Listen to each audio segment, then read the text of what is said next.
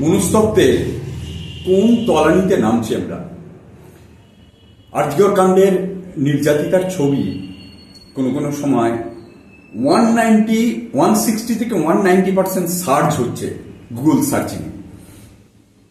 না না, এটা ভাববেন না বা এটা ভেবো না যে মানুষজন কনসার্ন হয়ে তার নাম জানার জন্য বা তার সম্পর্কে জানার জন্য সার্চ করছে। পর্নোগ্রাফি সাইটগুলোতে এক একটা দিন এক এক সময় হাজার হাজার মানুষ তার নাম ধরে সার্চ করছে। কি সার্চ করছে জানো? সেদিনকার ঘটনা এবং সেই ইনসিডেন্টের মানে রেপ ভিডিও।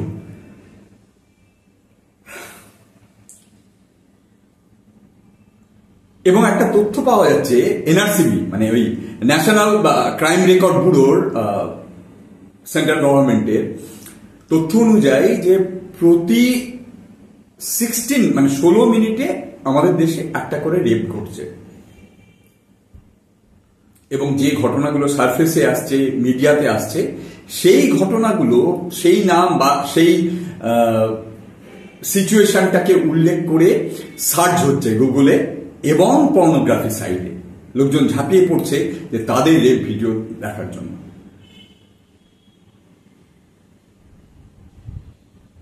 এটা আমার এক বন্ধুর কাছ থেকে তথ্যটা পেলাম।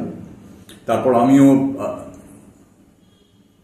এনআরসিবির যে তথ্য বা গুগল সার্চের যে সমস্ত আমাকে রেকর্ড পাঠিয়েছিল, মানে বমি পাবে, রেগে যাব, মানে কেঁদে ফেলবো, মানে এগুলো সব প্রাথমিক রিয়াকশন। কিন্তু কেন এরকম হচ্ছে? আমরা দিনের পর দিন, নো ম্যাটার যে আমি কতটা শিক্ষিত, কতটা আমার পোশাক আশাক ভালো, কতটা আমি অ্যাফ্লুয়েন্ট, মানে আমার বাড়ি আছে, গাড়ি আছে, কি কুঁড়ে ঘরে থাকি, ম্যাটার করছে না। কিন্তু এইখানে কি জঞ্জাল চাষ করছি, কেন এরকম হচ্ছে? সারফেসে যে কারণগুলো আমরা সবাই আলোচনা করি যে এইভাবে মোবাইলের ব্যবহার, মানে এই অ্যাক্সেসিবিলিটি ইন্টারনেট এবং অবভিয়াসলি মানে pornography sites and all this things, তার সঙ্গে সিডি ওয়েব সিরিজেস অ্যান্ড তার সঙ্গে রিলের রমরমা সোশ্যাল মিডিয়া গুলোতে নানা রকম অবনক্সাস সমস্ত, এবং আরো যা যা কিছু আছে। কিন্তু এগুলো কিন্তু সবগুলোই সারফেসের কারণ। আসল কারণ হচ্ছে আমরা এইখানটায় কি চাষ করছি। এই পলিগ্রাফ টেস্টের কথা বলা হচ্ছে না, এই দুজনের, মানে যিনি সম্ভবত নাটের গুরু, সম্ভবত না, মানে যা যা মানে যে সমস্ত সিরিজ অফ সিচুয়েশন থেকে যেটা জানা যাচ্ছে, তিনি তো নিঃসন্দেহে নাটের গুরু, যিনি রোজ নিয়ম করে 8-10 দিন ধরে সিজিও কমপ্লেক্সে বেড়াতে যাচ্ছেন এবং ফিরে আসছেন। তার এবং মেন অ্যাকুজ যে তার পলিগ্রাফ টেস্ট হবে। আমার মনে হয় পলিগ্রাফ টেস্ট তো একটা টেকনিক্যাল ব্যাপার, মানে আমাদের অনেকগুলো যন্ত্রপাতি লাগিয়ে অনেকগুলো প্রশ্ন করা হয়, তখন আমি সত্যি বলছি কি মিথ্যে বলছি তার অনুযায়ী আমার বডির পালসেশন, আমার নিউরনের পালসেশন, আমার ব্লাড প্রেশার, হার্টবিট এর ইরেগুলারিটি থেকে একটা আন্দাজ করা যায়। আমি অন্য কথা বলবো যে আমাদের প্রত্যেকের মেন্টাল ম্যাপিং টেস্ট করানো উচিত, এবং সেই টেস্টটা কোনো মেশিন, কোনো বিশেষজ্ঞ লাগবে না। প্রত্যেকে, তুমি তুমি তুমি তুমি আমি, প্রত্যেকে আমরা নিজেরা সেই মেন্টাল ম্যাপিং টেস্টটা করাই যে আমি এইখানে কিসের চাষ করছি, কি চালাচ্ছি, এবং আনবায়াস ভাবে। আমরা সবসময় যখনই কিছু করি আমরা জাজমেন্টাল হয়ে যাই, না আমি তো এইটা এই কারণে ভাবছি, ও তো এটা করেছে, না থার্ড পার্সন হিসেবে দেখা যে আমার মাথায় কি চলছে, আমি কি কি জিনিসের মধ্যে দিয়ে যাচ্ছি। এবং সত্যি যদি আমরা দেখতে আরম্ভ করি, তখন আমাদের নিজেদের জিনিসগুলো দেখে আমাদের নিজেদেরই কখনো কখনো বমি পাবে, এইটা চালাচ্ছি। সিরিয়াসলি আমরা করি, এছাড়া বাঁচার উপায় নেই।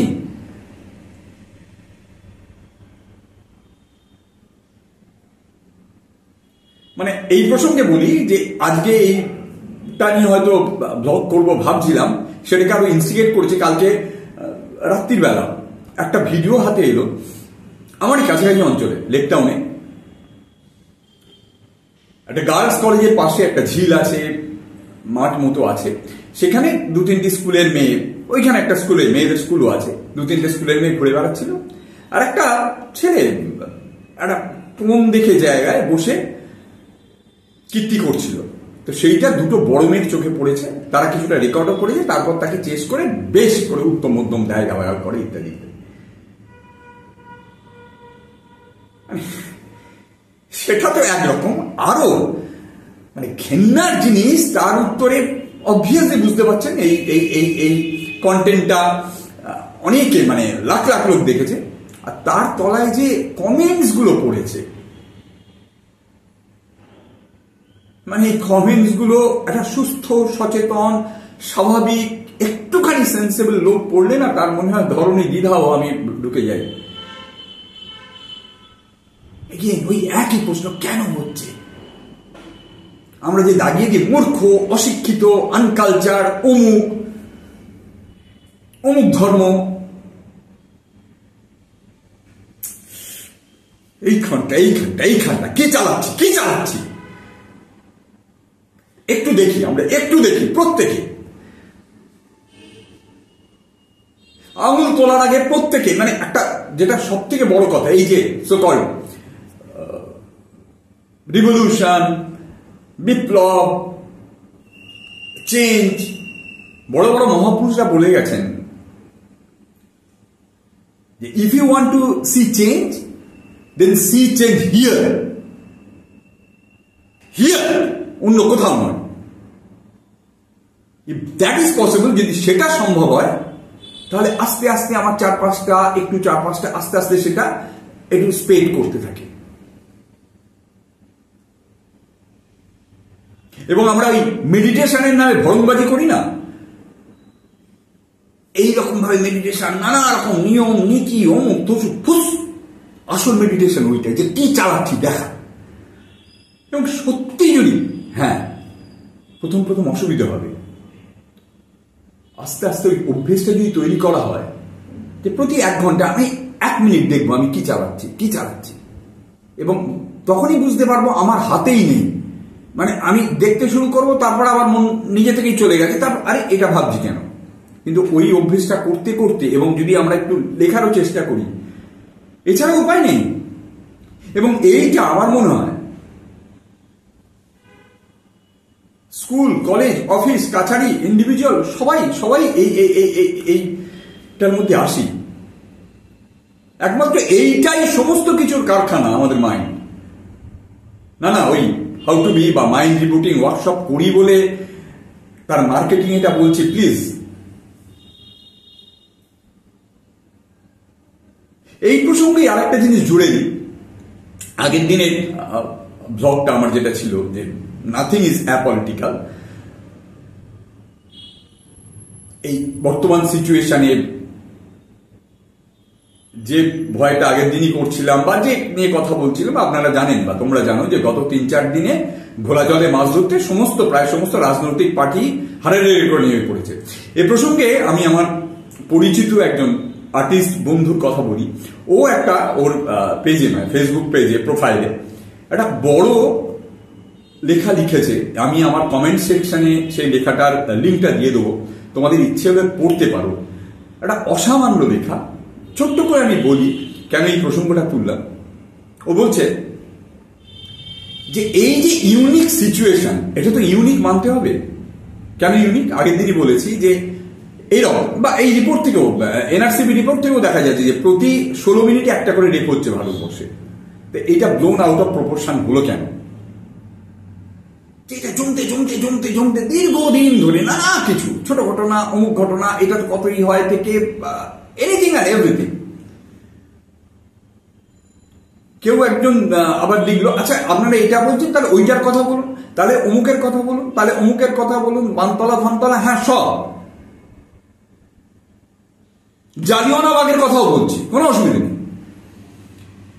ইউনিক কেন, যে আমার কেন তো, বা আপনারাও বা তোমরাও সবাই সেটাতে ডিটো করবে, যে একটা শহর, একটা রাজ্য, একটা প্রায় গোটা দেশ, এবং এই দেশের বাইরে পৃথিবীরও বেশ কিছু জায়গায় ধর্ম, বর্ণ, কালার, রাজনীতি ছাড়া মানুষজন প্রোটেস্টে নেমে পড়ছে। Rarest of rear phenomena. এবং এইটা যদি তথাকথিত ধান্দাবাজ পলিটিশিয়ানরা ঘোলা জলে মাছ ধরতে নেমে পড়ে, আটারলি ফেল করবে।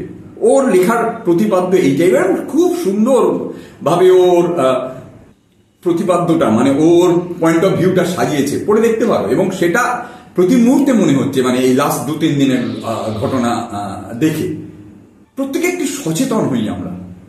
আর কাউকে ডিফেন্ড করার কোনো দায় নেই আমাদের কারো। এইটা বলে শেষ করব, আজ অব্দি কোনো পলিটিক্যাল পার্টির লোক, মুখপাত্র কখনো কোনো ঘটনাতে বলেছে, যা স্বীকার করেছে, ঠিক তার একটা প্রতিযুক্তি, জাস্টিফিকেশন খাড়া করেছে।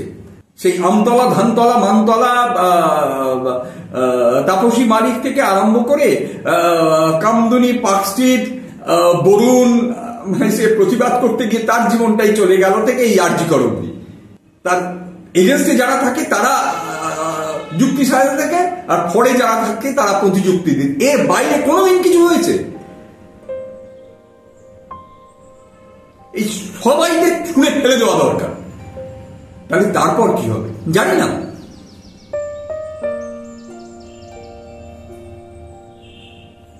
এইখানটা ওই রাজনৈতিক নেতাদেরও বলবো যে ধান্দা ছেড়ে একটু এইখানটা চালান, যে কি ধান্দা করছেন, যে ওইখানটা ঝাঁপিয়ে পড়ে পাওয়ারে এসে কতটা ইয়ে করা যায়, আখের গোছানো যায়। আবার